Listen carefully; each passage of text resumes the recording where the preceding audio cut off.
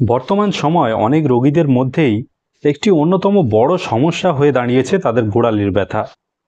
এই ধরনের গোড়ালির ব্যথা রোগীরা যখন ঘুম থেকে উঠে প্রথম হাঁটাচলা করতে শুরু করে তখন এই ধরনের ব্যথা অত্যধিক হারে বোঝা যায়। আবার যখন ক্রমাগত হাঁটাচলা করতে থাকে বা সারাদিন কাজকর্ম করতে থাকে তখন এই ধরনের গোড়ালির ব্যথা তুলনামূলকভাবে অনেকটা কম থাকে। এই ধরনের গোড়ালি ব্যথা কেন হয় এবং কি চিকিৎসা গ্রহণ করলে আপনারা এই ধরনের গোড়ালি ব্যথার সমস্যা থেকে সম্পূর্ণভাবে মুক্তি পাবেন সেই বিষয় নিয়েই আজকের এই ভিডিওতে আলোচনা করব। নমস্কার, আমি ডাক্তার মানবেন্দ্র মণ্ডল। হ্যালো হোমিওপ্যাথি ইউটিউব চ্যানেলে আপনাদের সকলকে স্বাগত জানাই। তাহলে চলুন ভিডিওটি শুরু করা যাক।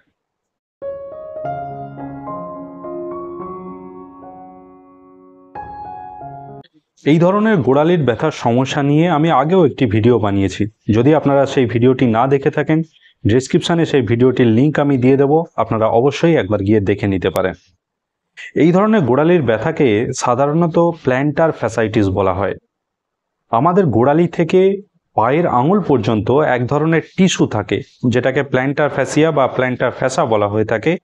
এই টিস্যুটির ইনফ্লামেশন হলেই এই ধরনের সমস্যাকে প্ল্যান্টার ফ্যাসাইটিস বলা হয়। এবং এই ধরনের সমস্যায় যেটা কমন দেখা যায় সেটা হলো আমাদের গোড়ালির ব্যথার সমস্যা। যে ধরনের ব্যথাগুলি ঘুম থেকে উঠলে অত্যাধিক হারে বেড়ে যায় এবং ক্রমাগত হাঁটাচলা করলে এই ধরনের গোড়ালির ব্যথা তুলনামূলকভাবে কিছুটা কম থাকে। এছাড়াও যদি আমাদের পায়ের গোড়ালির হাড় বেড়ে গিয়ে এই প্ল্যান্টার ফ্যাসিয়া বা প্ল্যান্টার ফ্যাসা নামক টিস্যুতে এক ধরনের চাপের সৃষ্টি করে থাকে, সেই কারণেও অনেক সময় আমাদের এই প্ল্যান্টার ফ্যাসিয়া বা প্ল্যান্টার ফ্যাসাতে এক ধরনের ইনফ্লামেশন দেখা যেতে পারে এবং যার কারণেও অনেক সময় গোড়ালির ব্যথার সমস্যা দেখা যেতে পারে।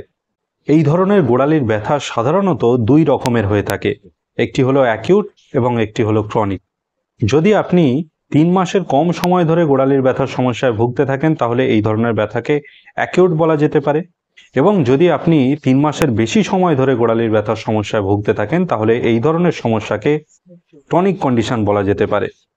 এই প্ল্যান্টার ফ্যাসাইটিস বা গোড়ালির ব্যথার সমস্যা থেকে সম্পূর্ণভাবে যদি আপনারা মুক্তি পেতে চান তাহলে অবশ্যই আপনাদেরকে কোনো ক্লাসিক্যাল হোমিওপ্যাথি চিকিৎসকের কাছে যেতে হবে, কারণ হোমিওপ্যাথি চিকিৎসার মাধ্যমেই এই ধরনের গোড়ালি ব্যথার সমস্যা সম্পূর্ণভাবে সারিয়ে ফেলা সম্ভব।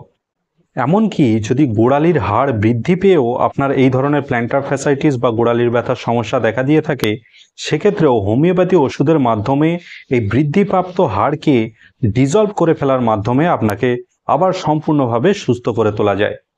সেই জন্য আজকের এই ভিডিওতে এমন কয়েকটি লক্ষণ ভিত্তিক হোমিওপ্যাথি মেডিসিনের কথা আলোচনা করব যেগুলি ব্যবহার করে আপনারা এই ধরনের প্ল্যান্টার ফ্যাসাইটিস বা গোড়ালির ব্যথার সমস্যা থেকে সম্পূর্ণভাবে মুক্তি পেতে পারেন।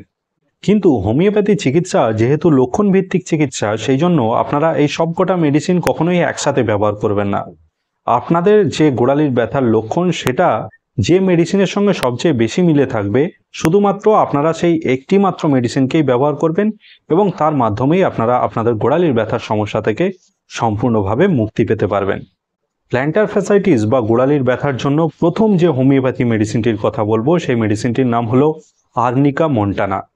যদি আপনার গোড়ালিতে কোনো আঘাত লাগার পর থেকে আপনার গোড়ালির ব্যথার সমস্যা বা প্ল্যান্টার ফ্যাসাইটিসের সমস্যা দেখা দিয়ে থাকে, সেক্ষেত্রে আপনারা আর্নিকা মন্টানা মেডিসিনটিকে 200 পোটেন্সিতে 2 ফোঁটা করে দিনে 2বার কিছুদিন ব্যবহার করে দেখুন, তাহলে দেখবেন আপনাদের এই ধরনের আঘাতজনিত প্ল্যান্টার ফ্যাসাইটিস বা গোড়ালির ব্যথার সমস্যা কিছুদিনের মধ্যেই সম্পূর্ণ সেরে যাবে।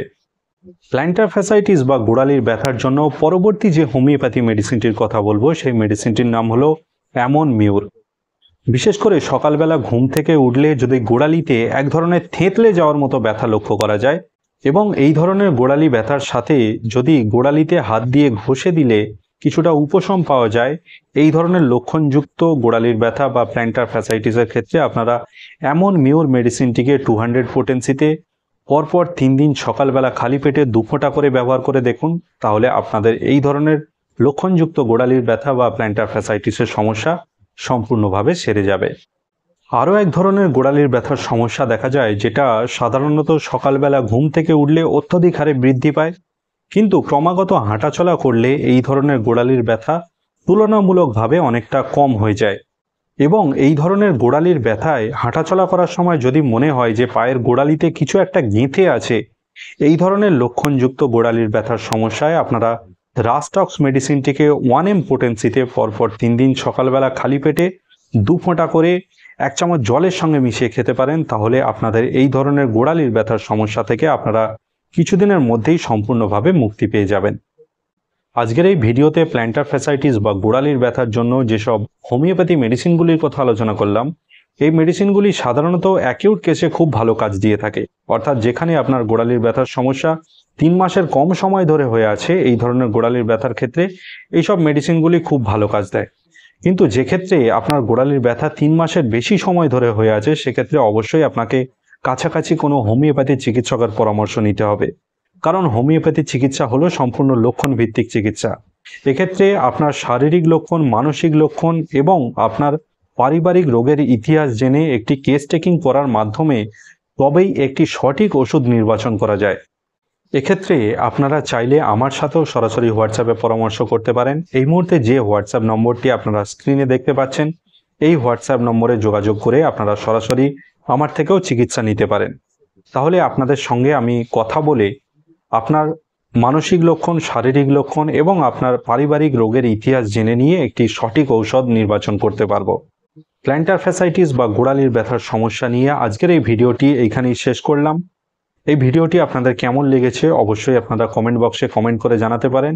এবং যদি আপনারা এই চ্যানেলে সম্পূর্ণ নতুন হয়ে থাকেন, তাহলে অবশ্যই চ্যানেলটিকে সাবস্ক্রাইব করে নেবেন, যাতে এই ধরনের নতুন নতুন এবং গুরুত্বপূর্ণ ভিডিও আরও পেতে পারেন। আজকের এই ভিডিও এখানেই শেষ করলাম। পরবর্তীকালে আবারও এরকম একটি নতুন এবং গুরুত্বপূর্ণ ভিডিও নিয়ে আপনাদের সামনে আমি উপস্থিত হব। ততদিন সবাই সুস্থ থাকবেন, ভালো থাকবেন, নিয়মিত শরীরচর্চা করবেন। ধন্যবাদ।